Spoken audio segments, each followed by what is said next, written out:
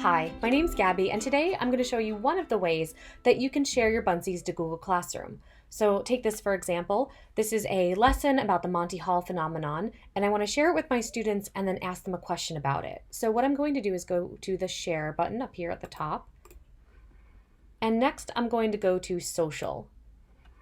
I'll click on the Google Classroom icon. Next I'm going to select my class. In this case, I'm going to send it to my 10th graders. Now I'm going to click an action. And in this case, I could create an assignment, ask a question, make an announcement, or create material. In this case, I want to ask a question. So I'm going to click that and then click go down here at the bottom. Now it's including my Buncee link. I can ask my question here. And in this case, this is about statistics. So I'm going to say, how can understanding statistics help us better prepare for the future? I can include instructions if I want to, but I don't have to. Now over here, I can include and send this to my 10th graders, to all of my students. I can assign point value if I want to.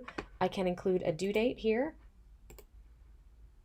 For example, I could say it's due Monday. I can include a time as well. I can also include a topic if I want to. I have the option to let students reply to each other or not, and I have the option to allow students to edit their answer.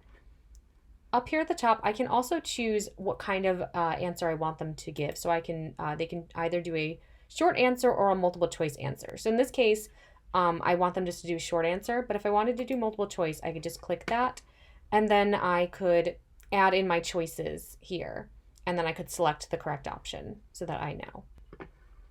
I'm going to leave it as short answer though, because this is kind of a little open-ended. They have some different things they could say. And now I'm going to click ask.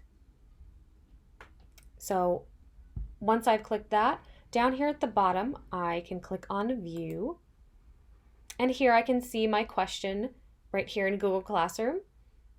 And I can open it up, and this is what my students would see. And that's it. Thank you guys so much for watching.